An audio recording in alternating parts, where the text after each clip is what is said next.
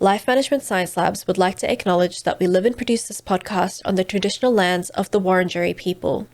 We'd also like to acknowledge the traditional owners of the lands of our listeners and our international colleagues. We'd like to pay our respects to their elders, past, present, and emerging.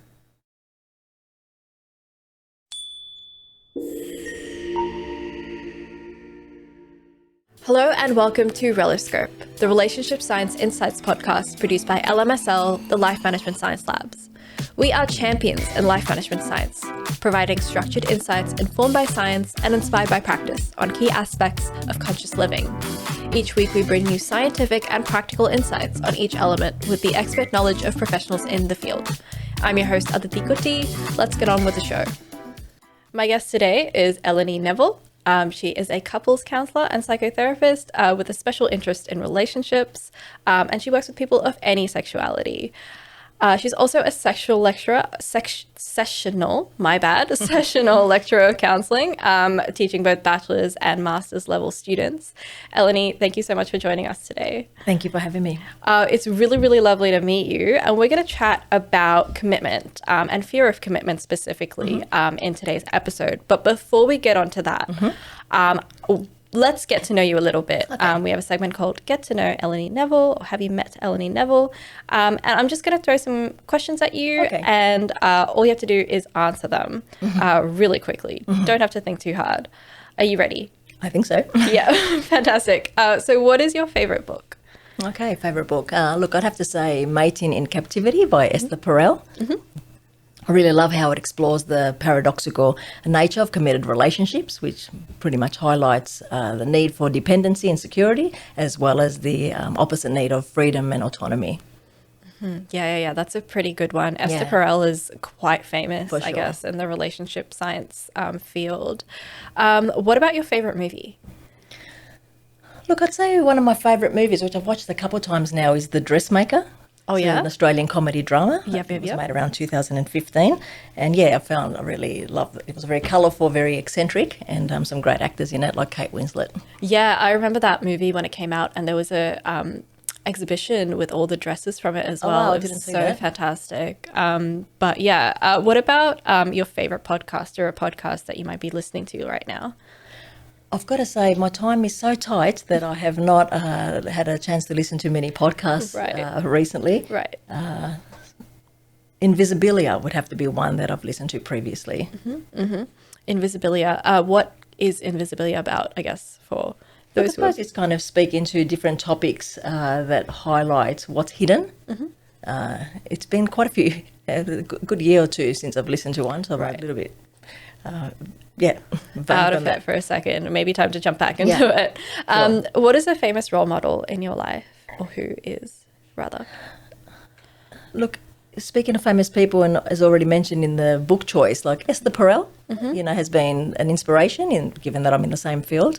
I really appreciate her speaking to the relationship space in quite a unique and challenging way, a little bit more daring, a little bit outside of convention. So I really have appreciated her guiding the space in that more courageous way.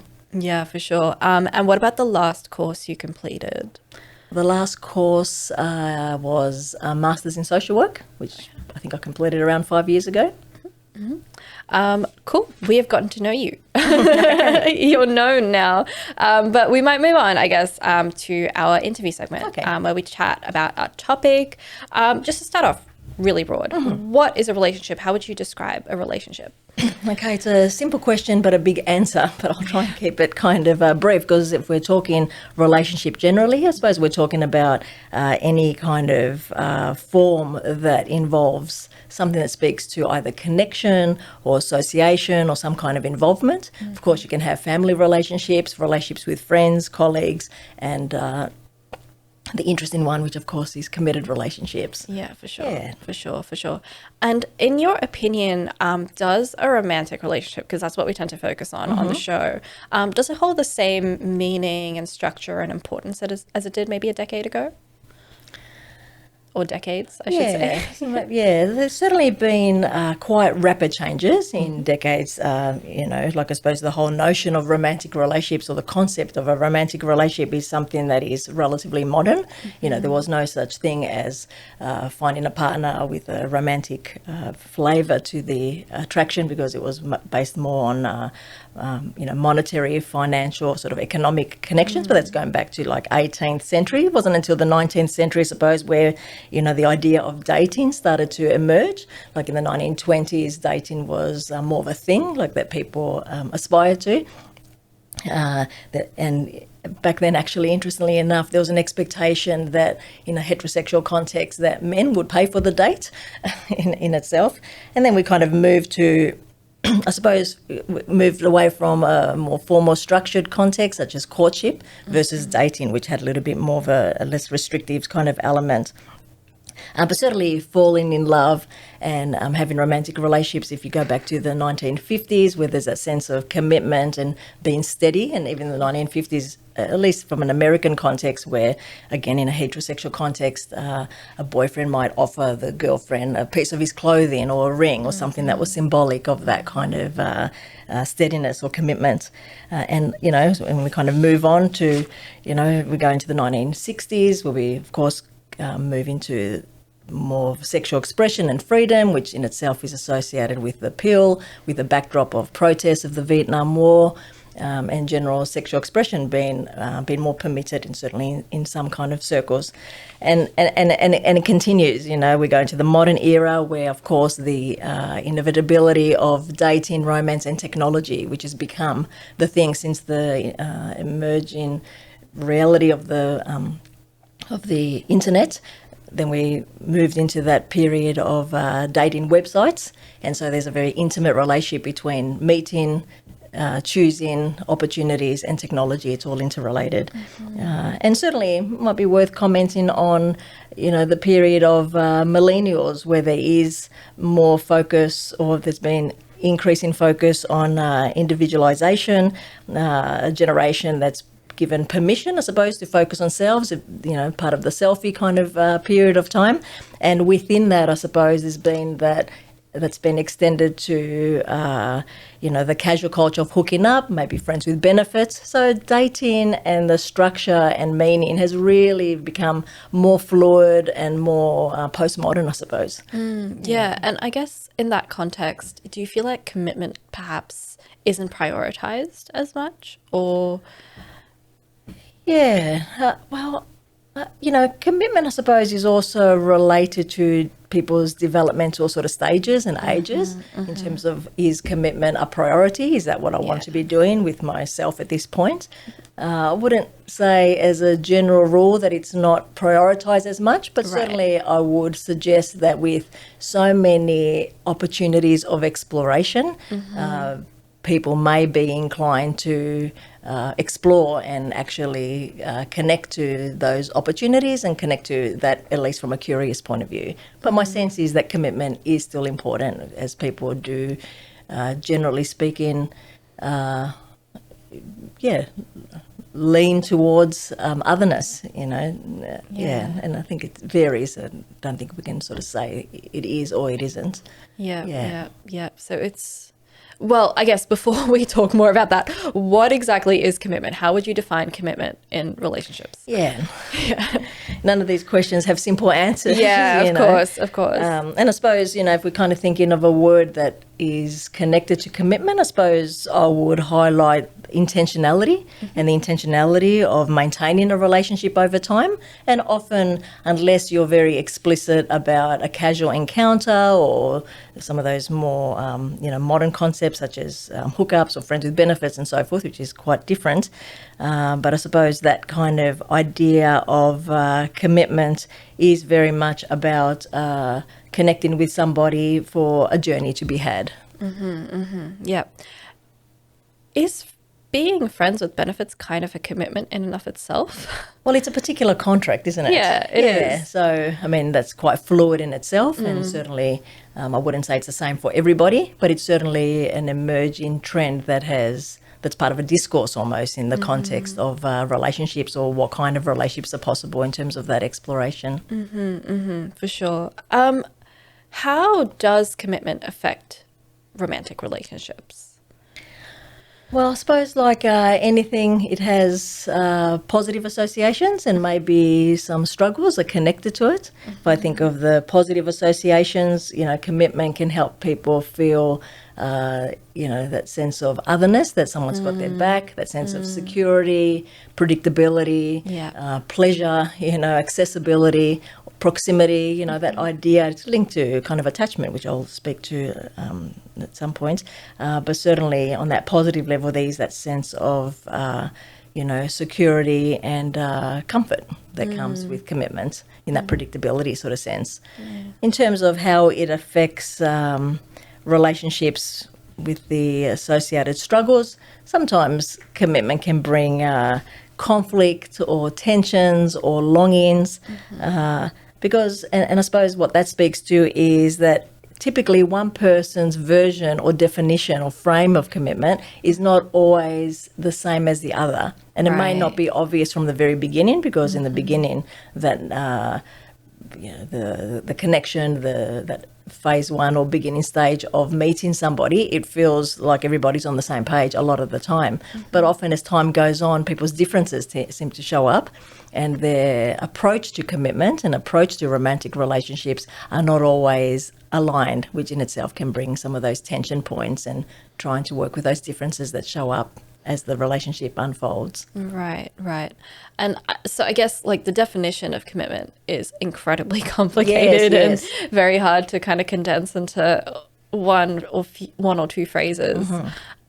What then does fear of commitment look like? Like what are we perhaps looking at it wrongly? I feel like we generally have an idea of what a commitment issue looks like, but what exactly, how would you define it as a relationship counselor, a couple counselor? In terms of fear of commitment? Yeah, I suppose, so fear is an appropriate word. The other word that is related to that is anxiety over commitment. That's a word that comes up often in my practice. So people don't necessarily use the word fear or the primary emotion of fear, though it can come up, of course. But in terms of I'm feeling anxious about this or that. And I suppose, when we're talking about fears or anxieties, we are essentially talking through an attachment frame, an attachment theory sort of frame, which speaks to, well, attachment in itself is a theory that developed by a psychoanalyst, John Bowlby. He's the founder and father of attachment theory, and it was then developed down the track. And I suppose attachment, very simply speaking, refers to how individuals were responded to by their own caregivers when they were first born, or how they were sort of raised. And that in itself, in some ways, sets the template in how people, when they become adults and they start to explore committed relationships, often some of those templates show up in the form of anxiety, and that anxiety shows up particularly in anxiety associated with closeness and distance. Right. And again, typically couples that end up together, one often has a need for closeness and the other one has a bit more of a need for distance, which speaks equally to the anxiety of commitment. Does that make sense? Yeah, that does make sense. So it's kind of different attachment styles which affect, oh my God, I'm struggling to explain myself too. Different attachment styles can affect the level of commitment, if that makes sense. Yeah, well, the experience of commitment. So maybe if I can just elaborate a little bit further. Yeah, sure. And when we're talking about attachment styles, the three primary attachment styles are what we refer to as secure attachment. And then we have insecure attachment, and there's two strands in that. One is what we call anxious attachment, and the other one is called avoidant or dismissive attachment. Right. And secure attachment is the ideal one, where generally speaking, carers responded with some kind of consistency and predictability to the child's needs, whether it was for comfort or warmth or hunger and so forth. So that child learns over time that their needs are important and that their carers will respond consistently, which lets that little baby, which finally grows up to be an adult, that their needs are important and it's okay to ask their needs without any anxiety around that. So the people that come from secure attachment do pretty well in relationships. Right. And I rarely see them in my therapy room. Yeah. Okay, as you can imagine. Yeah. But most of the population, I don't want to put a figure on it, but the literature seems to suggest somewhere like 60% or so seem to fall into the category of insecure attachment, whether that's anxious or avoidant. And so anxious attachment reflects the kind of caregiver, generally speaking, that was sometimes available and sometimes not in terms of accessibility. And, it might be a preoccupied parent, really busy with life, or maybe mental health issues, or medical issues in the family, or where siblings might have been more focused on. Whatever the reason, there's some kind of inconsistency compared to secure attachment.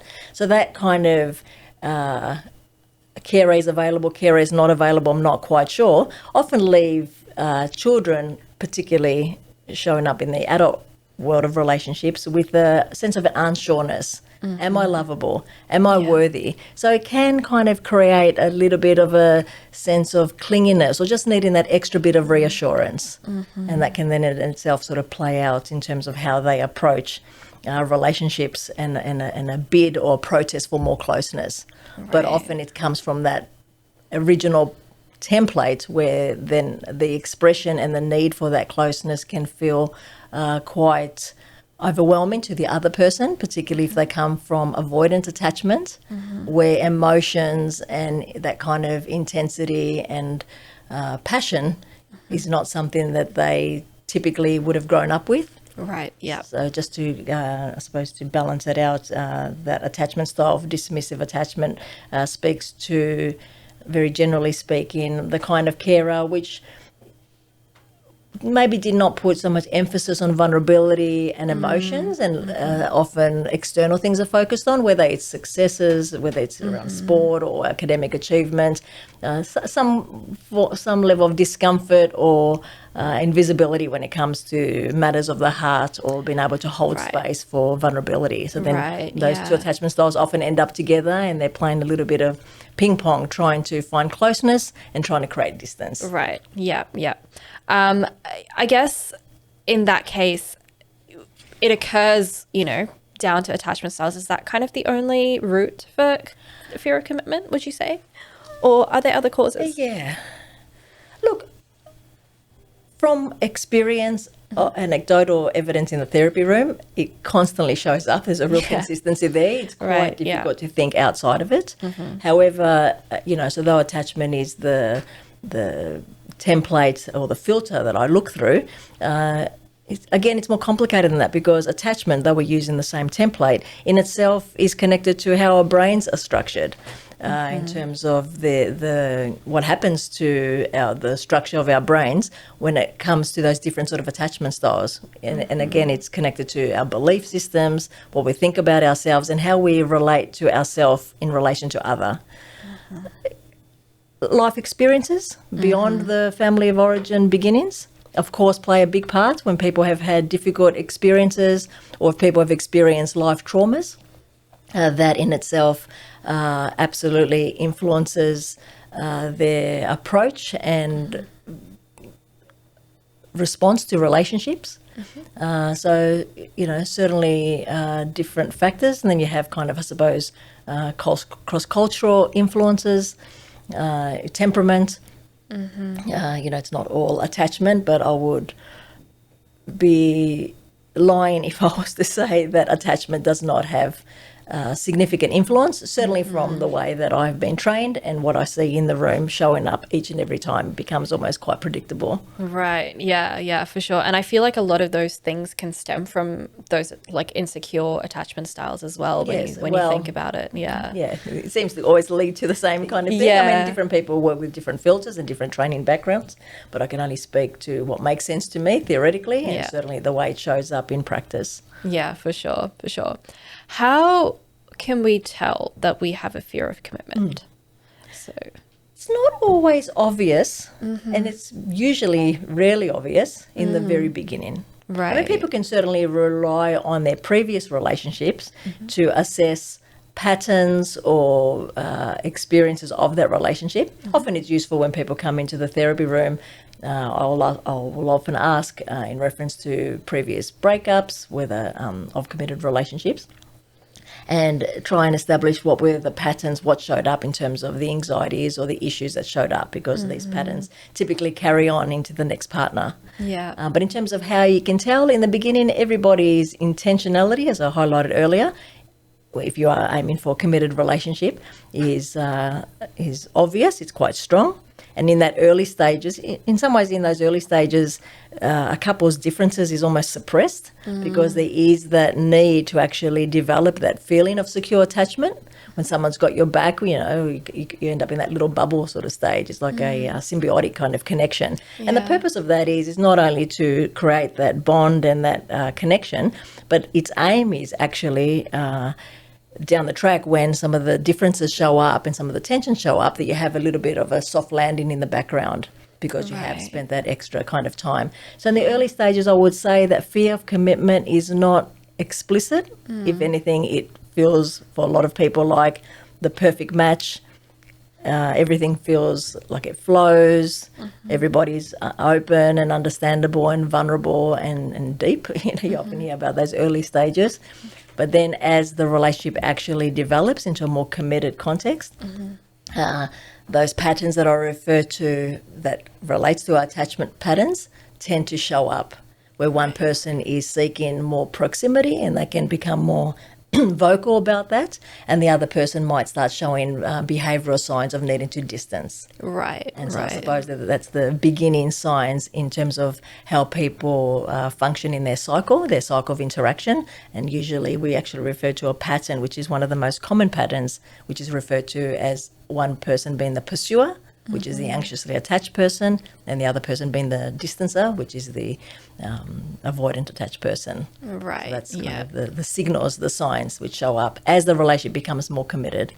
Right. Yeah. And what about before the relationship even begins? Like perhaps if they are kind of in that stage where they're seeking a relationship or maybe not even doing so at all. Is there a way to tell that there's a fear of commitment?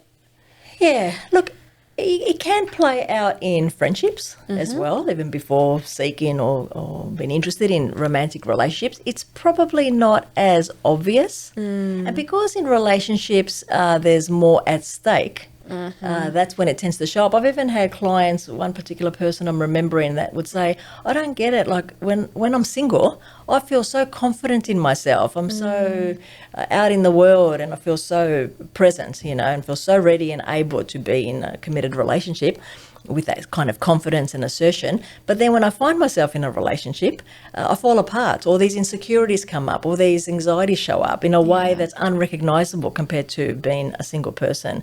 So it almost requires sometimes the relationship, when there's more at stake, to actually activate some of those unconscious anxieties which often speak to those attachment templates. Right. Yeah, that makes sense. What about how can you see the signs in your partner if they have a fear of commitment? Yeah, so in your partner, okay. Usually the fears of commitment and the associated anxieties typically show up in what we refer to as cycles of interaction. Right. Okay, which is a particular pattern. So when, for example, a couple are interacting and a trigger happens for one or the other, and typically couples or one part of the couple will respond to a trigger in a defensive, reactive kind of way. For example, someone might be on their phone for lengthy periods of time. The other person, let's say more typically someone that comes from anxious attachment, might experience that as not being prioritised, not being special, not being focused on, and that becomes a trigger. And then that person may react in criticism, accusation, and so forth. Right. The other person that was on the phone may shut down. Let's say that's the partner. Either ignore the person, walk away, change the topic, become very defensive. So I suppose that's kind of a sign in the cycle pattern that speaks to something of a defensive response, so that both people are defending. And I suppose one person that is protesting for more attention and the other person which is distancing for more protection. Yeah. They're both in protective modes, but I suppose they're the signs that speaks to something of a fear of commitment. Right. Or fear of what might happen if the distancer engages. And for the one that's pursuing, it's almost like that fear of abandonment, that fear of being left, and it plays out in that cycle. And they both are they both have a position in the cycle, but the cycle then ends up in a spiral, and the cycle itself becomes the relationship, and it ceases to be about what the needs are, where the vulnerabilities are, which typically sit underneath the defenses. Right, yeah. So would you say maybe conflict is kind of one of the easiest that's a simple places? way to say it. Yeah, for sure. Yeah, conflict 100%. Yeah, for sure. Does fear of commitment, and we touched on this a little bit earlier, but does fear of commitment go hand on hand with other problems as well? Well, look, if there is a fear of commitment, there may be a tendency to avoid relationships. Okay, so I suppose if you avoid relationships, that works for some people. You know, everybody's different. Everyone has different needs, and also different needs at different times of their life in terms of what they're requiring.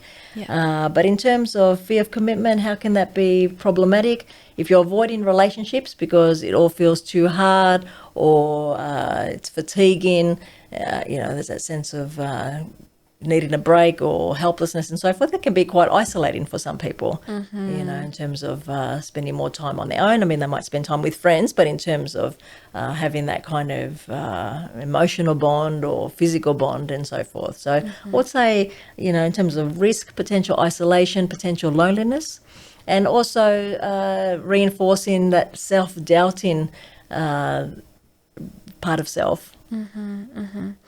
And I guess, does a fear of commitment, and this is probably what your entire career is about, but does a fear of commitment mean that the relationship is doomed? Absolutely not. Okay. So I don't know if I could be in this work if the end result is doom and gloom. Yeah.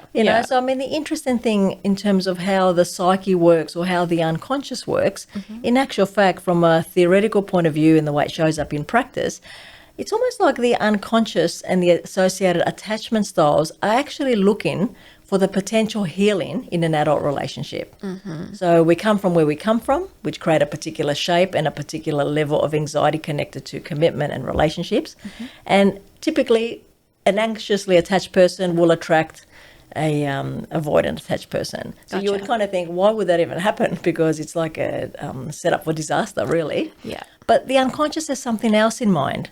And the way it tends to show up is like the unconscious, those parts that we're not even necessarily aware of, such as our attachment shaping, is trying to find opportunities, a container to heal and create what is referred to as a corrective experience. Right. So once couples get through the conflict, the defenses, hopefully they end up in couples therapy, or they might read a few books or do something to attend to the conflict that's showing up, because nobody likes that. And in that exploration, once each person is more aware of each other's styles, in itself, it can create a depersonalizing, okay, because it's no longer about you don't love me or you're abandoning me, and it's no longer about you're criticizing me because I'm not worthy or you're rejecting me. It's about, okay, so this is the shape that's influenced our anxieties around closeness and the need for distance.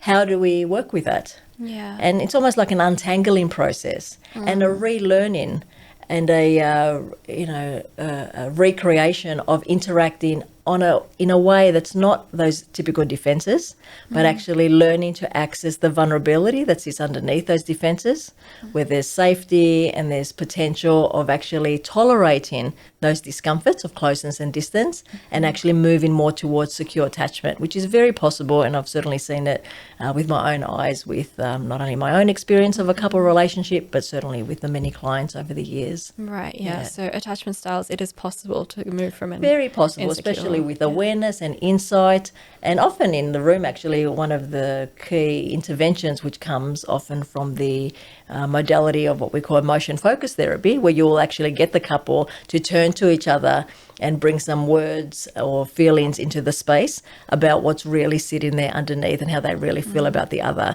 It's almost like you're giving them a corrective experience in the therapy session so they can have that experience of each other beyond the defenses. So you're opening up new synaptic connections, new neural pathways, Right, but it takes practice, and once or twice doesn't do much. But if you're able to repeat new ways of interacting while tolerating the discomfort that comes with that, often it's safer when a therapist is witnessing the space, but over time doing more and more of that at home to be able to heal some of those original wounds with each other. Yeah, for sure. And I mean, in general, any committed relationship takes work, right? You can't expect it to just... Like anything else in life, sometimes I kind of feel there's a little bit of a myth or an illusion in the way that relationships are depicted in social media and so forth. So it kind of doesn't set people up for understanding, like anything else, like career or family or travel experiences, whatever it might be, that takes effort and consistency and sort of feeding that part of life to be able to give yourself a better chance, especially as it's all tangled in with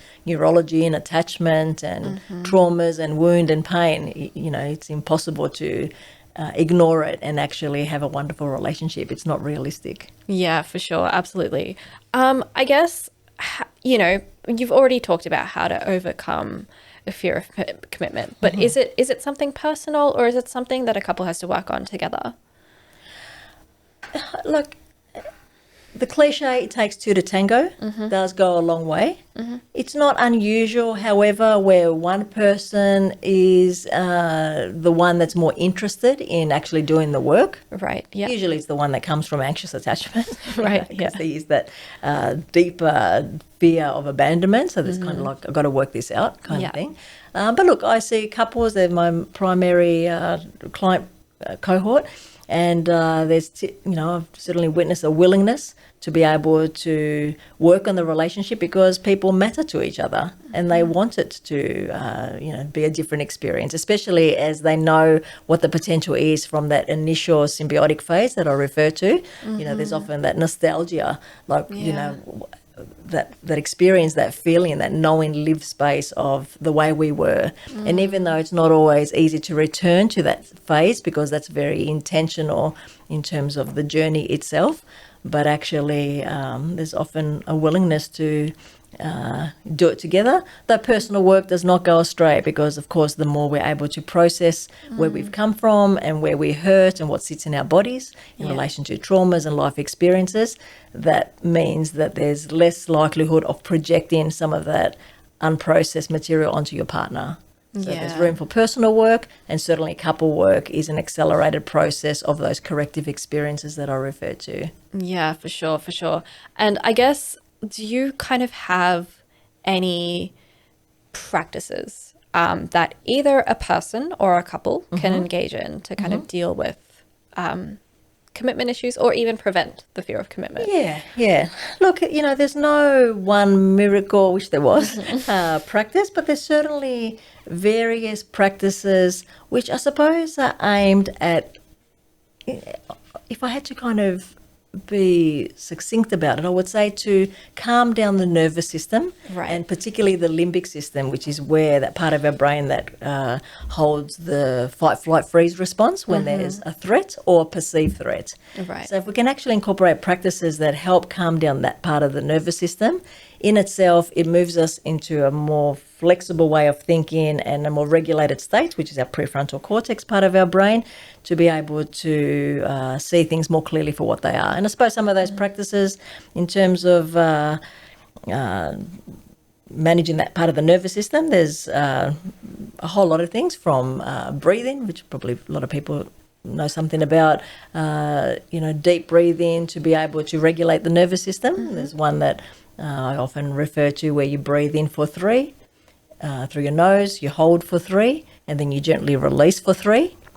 Practice such as trying to, tolerate the discomfort of closeness or deepen that sense of connection. I'm not sure if you've heard of eye gazing.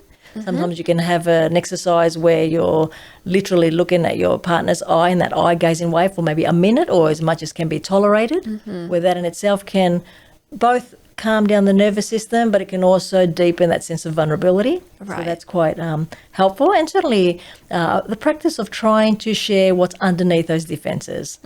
I feel really lonely, as opposed to you're always on your phone.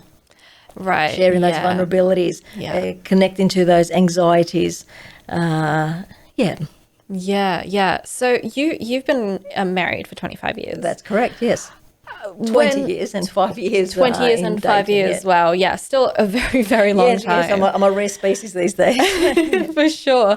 So I guess when we move on to our practice / habit experiment debrief, I wanted to know, is there something that you do to deal with fear of commitment, if that's ever been a problem for you at any point? Well, I personally have come as I've got to know my own material and my own templates as I've navigated the enormous journey of relationship, and also then having children complicates things once again. I have 2 children.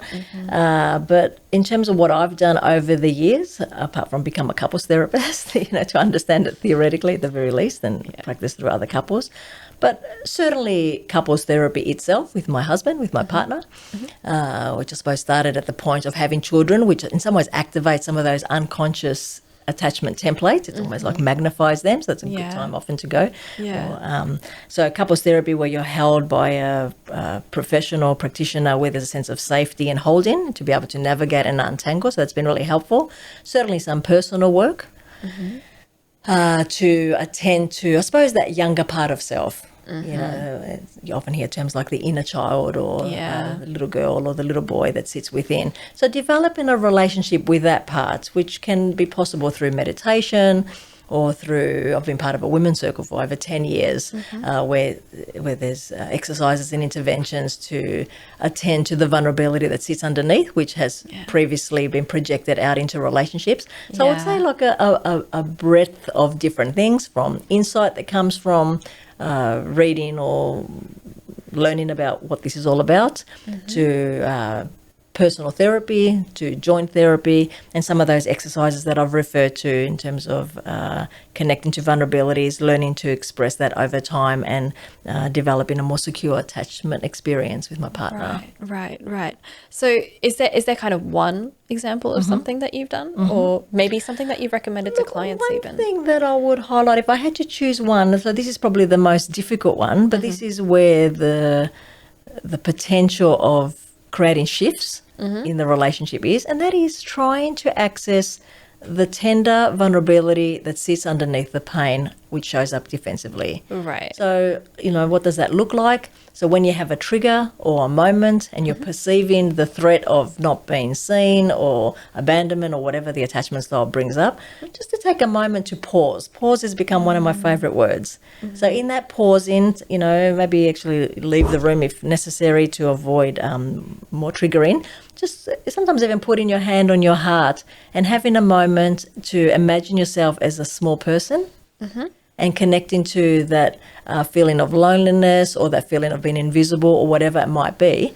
And from that place where you've had a bit of a relationship, or at least a moment, with that kind of tone or energy, bring that back to your partner if possible. This is what's happening for me. This is what happened in that moment when I reacted. Yeah. It's kind of like, I suppose I'm speaking to pausing and taking time to connect to something much deeper inside, which typically speaks to those younger wounds, so that you can actually start to nurture that and separate that from your partner, because very much it's about that personal underbelly. For sure. And I guess, pausing is a pretty important piece of advice for any conflict. Absolutely, yes. Yeah, just taking some time to think about it.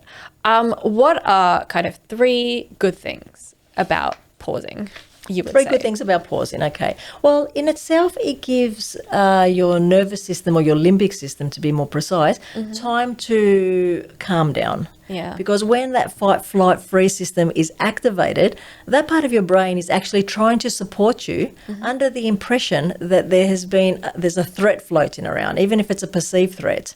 So by pausing, it actually sends a signal to that part of the brain and says, I actually don't need that much protection. Thank you, but no thank you. Right. That kind of thing. So then that, because literally that other part of the brain, the prefrontal cortex, is offline when your body is trying to help you survive. apparently Right. trying to help you survive. Right, So yeah. when you're able to calm things down by pausing and maybe some breathing in that, it actually shuts off, which is exactly what you need. So it can open up your capacity for more regulation, more language, more flexible thinking, to be able to support you in seeing things more clearly, and you've dropped out of that survival mode. Right. Yeah. Yeah. Yeah. That's a really, like, it's really good to hear the kind of the scientific perspective Yes, as to yes. why that works so well.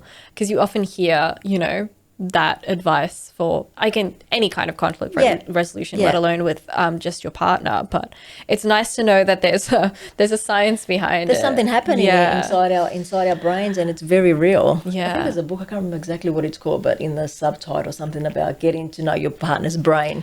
Yeah. It's all about Right. it all shows up in the body and in the brain. So Yeah. and neuroscience has exploded in the last decade or so in understanding anxiety and commitment of relationships. But when we put brains under a scan, we can actually see the difference playing out when there has Right. been that change in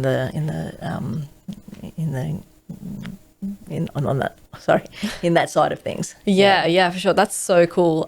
What are kind of, I guess, the challenges? I mean, instantly I can think Yes. of one. Temperament Yes. is probably a big issue for some people. But what are kind of the challenges that you maybe have personally come across, but also maybe you've seen clients kind of had to deal with? Look, I suppose change doesn't happen that easily, first of all. Like, habits are habits, and the reason they formed into habits because we've all had years and years and years and years of experience of it. Some of these habits have also formed from what was modeled to us growing up. So if our parents or caregivers were not able to model, conflict and then repairing, like what we call rupture and repair, then that hasn't set you up. You don't have your muscles are not built in that way to be able to go to that place. Yes. So to be able to draw new maps for yourself, if the original maps that got passed down are not resourceful enough, then, it's the challenge of drawing new maps, and the challenge of actually doing the opposite to what actually feels most natural. If what feels most natural is to yell because you feel unseen, for example, in a couple relationship, that might be the default position or the practice position, and that's maybe how you might have witnessed what happened at home with your parents as a couple. Yeah. But actually doing the opposite to what is just natural is hard, and kind of like pushing against the grain to be able to open up a new way of doing things. Yeah. So discipline and short-circuiting some of those tendencies, and practice, because it does require repetition to literally prune back old synaptic connections and behaviours, and actually bringing in a new pathway where you're actually responding differently. Yeah, for sure. Yeah. And all of these things take time and effort. I mean, it's Lots not of gonna happen time. I've had instantly. 25 years to practice, and as I say often to couples, it takes a while to get to know the other person's internal landscape. It doesn't happen in the first year or the second year, and typically the differences and the anxieties show up as the relationship continues. Right, So you would yeah. think by the time you get to your 10th year, it's all obvious, but it's not. Yeah. And I suppose keeping an open mind and assuming that you're going to go on a journey together, and in that journey there will be challenges, and the hope is that together you can support each other in working through those challenges to recreate that special bond that was once formed. Right, for sure. How often do you practice pausing? I mean, of Yeah. course, this is something that Yeah. comes up in conflict. Yes. So you don't really want to schedule conflict. I mean, I don't think that's the idea. No, of course not. But is there perhaps some kind of regular routine that? Look, I think it might sound a bit cliche, but practicing, I suppose, areas of life such as quiet time or meditation or yoga or well-being kind of supporting the nervous system to be regulated more often. So it doesn't have to be just practice in the moment of conflict. Right. It's more about kind of participating in different resources that are available to us to practice that sense of calm, that sense of regulation. When a trigger comes up, short-circuiting that moment, whether it's through breathing or distracting yourself, or if you're able to access your vulnerability, typically it takes a bit more time than that kind of moment. But if you're already massaging the nervous system to better regulate more often, that's actually something that you can incorporate on a weekly level, let's say with a yoga class or meditation every so often, to be able to attend to that part of self. We've already kind of chatted about how this practice kind of affects your relationships and your perception in life, but I guess can you spell that out again for some of our audiences? Like, how does it affect everything else outside of the relationship as well? Well, look, I suppose if you're in a relationship context, is that what you're referring to? In a relationship context where this stuff plays out, how does it spill out into other areas? Yeah. You know, and I say, you know, like, it's like when we are in relationships, when those tensions show up, they reflect our attachment styles. So in some ways, the tensions are inevitable, particularly as we merge into more committed arenas. Okay. I mean, it's not unusual, just to highlight this, that a couple might be doing beautifully for 5 years and they're doing so well, they think, well, let's move in together. Yeah. Okay, so then they move in together, like literally in the first month or so. Suddenly, those attachment unconscious templates are kind of exacerbated. Which shocks people. But it's like you've just then moved into that next level of commitment as represented by let's move in together or let's have a baby and so forth. Not to discourage that, but maybe to increase awareness that some of those hidden unconscious parts of self will wake up in a way in response to trying to heal. Yeah. Okay, so there's a good intention there, but the original eruption of it can be quite a shock and can be quite confusing. But in terms of spilling out, if relationships are not in a good place, it is difficult to be comfortable and happy in the world, isn't it? Because it is relationships represent survival. Yeah. You know, so and it's a biological need to connect and to have that kind of sense of tribe or sense of alignment, attunement. It's a very special experience, which is quite soothing and calming for the soul. I mean, you know, we're not talking about total dependency, we're talking about interdependency, but having your person. And when that's in disarray or it's not making sense or there's a lot of conflict, though people can compartmentalize that and be out in the world, but often it can spill out, whether it's mental health or motivation to be in the world in other ways, or sometimes people, if it's not working in the relationship, there can be a tendency to outsource intimacy elsewhere. And I'm not only talking about infidelity, which can happen, but maybe they have a special friend, a platonic friend, where they talk emotions and vulnerability because that's not possible in the relationship, or that part has not yet been developed. So it shows up in all sorts of different areas, as well as just the sense of resting and not constantly being in that tense, ruptured environment. Yeah, for sure. And you mentioned, you know, kind of new challenges that will come up. I think it's like important to recognize that, especially in such a long, you know, commitment that might span 10 years or more. You're going to continue to be different people. You're not going to be the same person. Well, that's the thing, we evolve, you know. Like, I mean, my 25-year-old self is very different to my current self. So, and thank God for that, you know. But of course, new challenges will arise. And when we develop, usually development comes with some kind of transition, some kind of evolution, some kind of changes of values or perceptions and so forth. And we don't all, you know, those differences show up, and in relationships, there's an ongoing need to adjust and accommodate and work through and get to know the other person's journey, their personal journey, and what that means for the relationship. So it is an ongoing, I suppose, journey that you're sharing together. And the hope is, as the differences show up and the changes show up, that you can continue supporting each other and working through the inevitable challenges that comes with commitment and comes with contextual stresses and comes with different needs as they evolve over time. You know, dynamics also change, because what was originally the unconscious contract or the rules of what something looked like, then a new voice might emerge from one or the other. So then maybe new needs emerge, but that might not necessarily sit comfortably for the other person. So it's about kind of continuing to assess whether this relationship can accommodate growth and accommodate change in a way that's not work through conflict, but in a much more regulated and respectful way. Yeah, for sure, for sure. We've got some questions from our audience. Okay. And I'm going to throw them at you. Okay. Are you happy to take them? I hope so. So one is it a bad sign if one person wants to get married and the other is ambivalent? Well, I wouldn't say it's a good or bad sign. I would say it is the situation. Right. So, and I have had that situation, it's not uncommon in the therapy room where one person absolutely wants to get married and the other person sits in that ambivalence. And so when you've got two people, that's where the relationship is at that point. So at least in the therapy context, you would explore, the meaning, the vulnerability, the context of what that represents for each person. And as I referred to earlier, each person has an internal landscape to try and understand that ambivalence, try and understand that need for marriage, try and understand each other and work through all the nuances that come with that. So it's not good or bad, but it's actually, it is requiring attention. Yeah, and I think when you mentioned kind of towards the very start of the podcast that people have very different ideas of what commitment looks like. Yeah. It could just be that commitment is not Absolutely. marriage. If someone's come from, this is just hypothetical, I'm not referring to any particular case, but if someone's come from, a family where what was modeled to them around marriage was not a positive experience and had quite negative impact, then there would be an understandable resistance in jumping into the marital container. Right. For example, there'd be a million different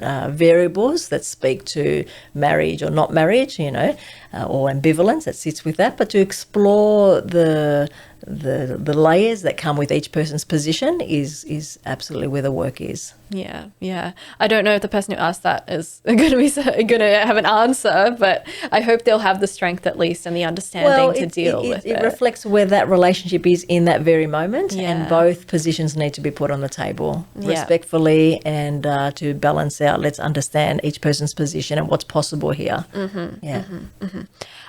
Is polyamory a sign that someone doesn't want to commit? Okay, I was wondering if polyamory was going to come up in this discussion. So polyamory, certainly in my therapy space, is becoming, more people are coming in with the polyamory curiosity or participation in itself. It's not a new discourse, but certainly it's showing up as being a little bit more common from my experience. I'm not sure what other therapists are experiencing. So the question is it a sign that someone doesn't want to commit? Yeah. Look, the experiences that I've had around polyamory, that the couple itself remains to be the central couple in terms of the couple of commitment. And polyamory typically is when two people choosing to open up the relationship to explore beyond the central couple, though the central couple continues to be the committed context.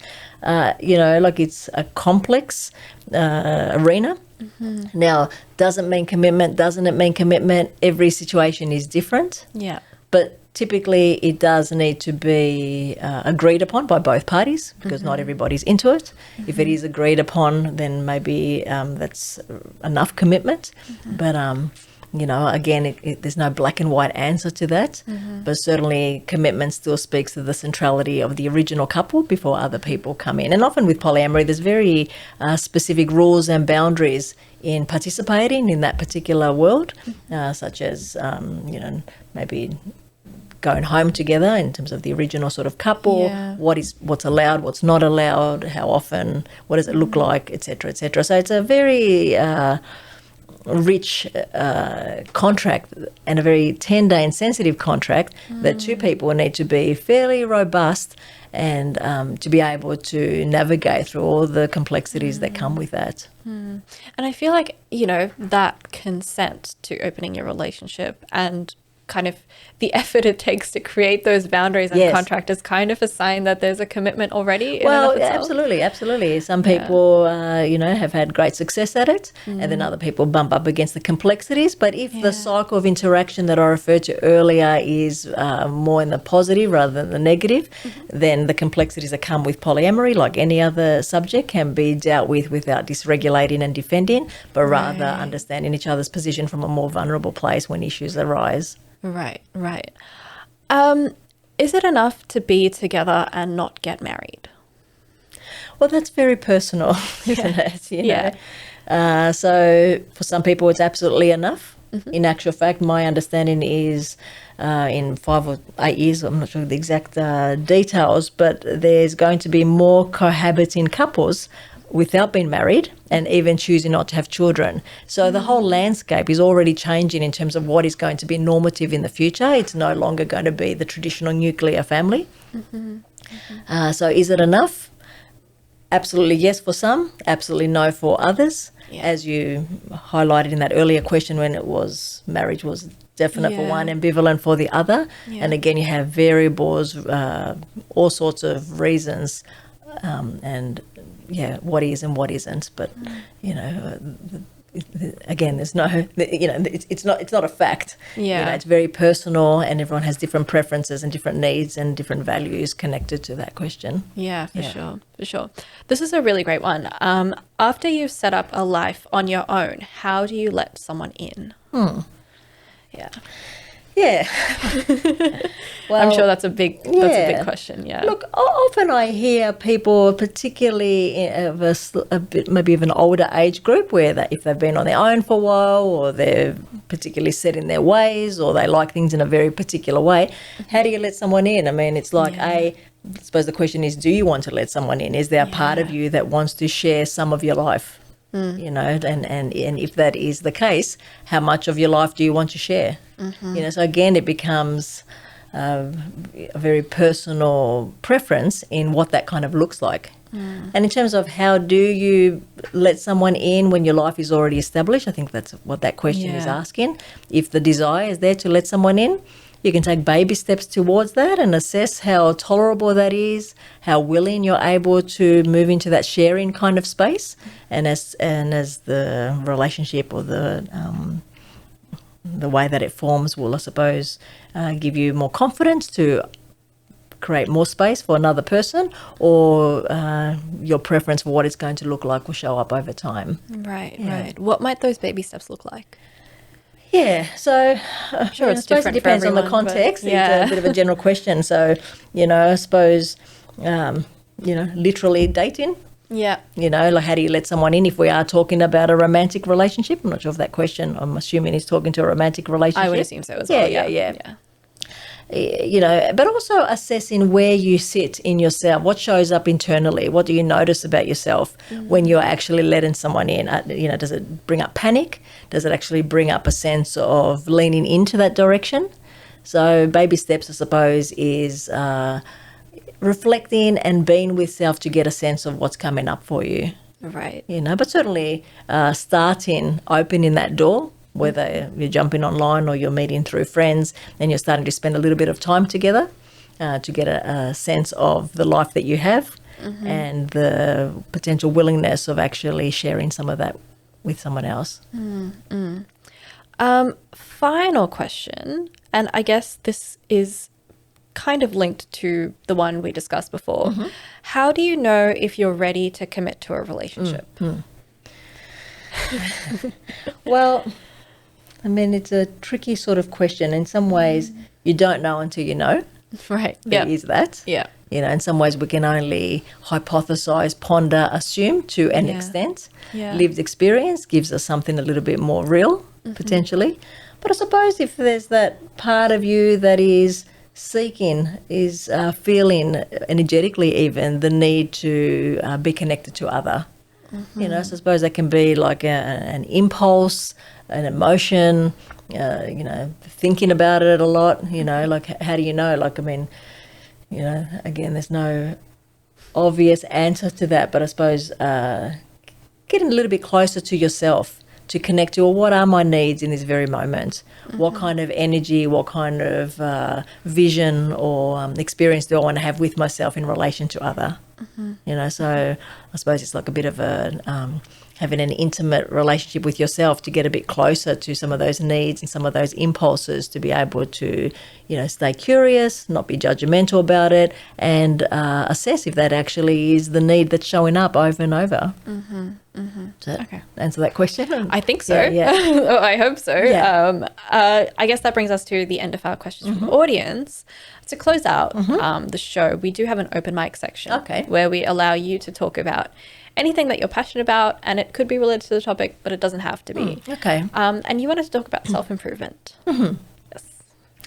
All right, so self-improvement or self-growth, I mean, that is definitely something that I've always been very passionate about from as early as I can kind of remember. There's always that idea of human potential and what's possible.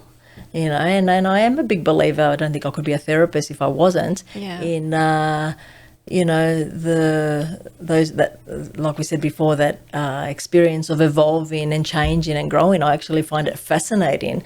All the different parts of self that can be experienced, all the different versions of yourself that you can connect into, and all the possibilities of how life can be.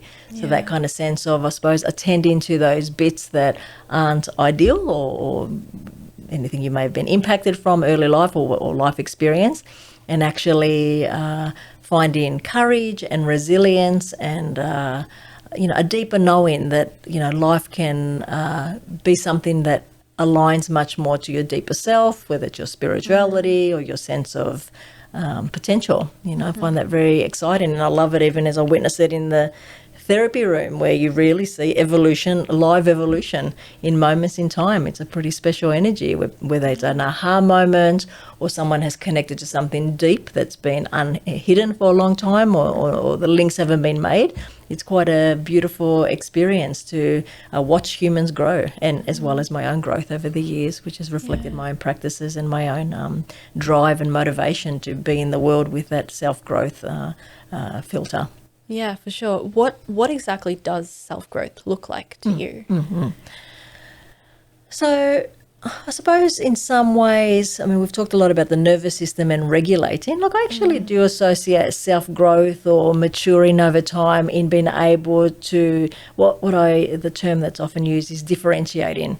So kind of almost like separating from some of the influences that potentially held you back, and being able to kind of find your way, kind of come home in some sense, like it sounds a bit cliche, but that sense of connecting back to your authentic self, the person that the essence of who you are, that may not have had an opportunity to flourish at different times in life, but actually connecting to all those parts in all the movement that happens inside that reflects self-growth. Right. Is that kind of the same as kind of cutting out?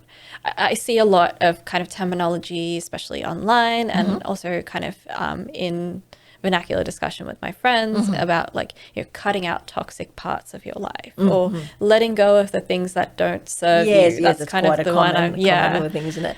Well, it can speak to that, absolutely. I suppose it's connecting increasingly to what matters to you, what values you sit with, and that changes over time potentially. But I suppose it's kind of like in that authenticity, connecting to what's significant, what's important, what speaks to you, what helps you stay alive and stay excited, like in being within yourself in the world, sort of keeping that energy alive within self. Right. Yeah. Right. And within that, cutting out what's toxic and what no longer serves you in itself is connecting to what's significant and what reflects, your own alignment with yourself. Yeah, for sure. For sure. All right. Well, thank you so much for joining us, Eleni. Thank you. Where can people find you online if they want to hear more about you? Look, I suppose if you just type in my name, Eleni Neville, I'm connected to a couple of websites. I work in private practice. And so my name will take you to a few sort of websites where you can read my profile, and eventually this podcast will be out there as well. My name will be enough to be able to connect people in. For sure. Thank you so much for joining. I've had such a wonderful time chatting to you today, and I've learned so much as well. Thank you. It's been really fantastic. Fantastic. You've been listening to Reloscope, the Relationship Science Insights podcast produced by LMSL, the Life Management Science Labs. For more episodes like this from 10 different life management perspectives, search LMSL on YouTube, Google Podcasts, Apple Podcasts, and Spotify, or wherever you find your podcasts, so you can get updated on everything we have to offer. We have a wide range of topics readily available for you to check out. If you enjoyed this episode, please consider rating our show, sharing it, and subscribing to our channel, as it helps us grow and bring you more quality resources. More of our work can be found at re.lmsl.net, where you can join our movement. I'm Aditi Kutty. Thanks for tuning in.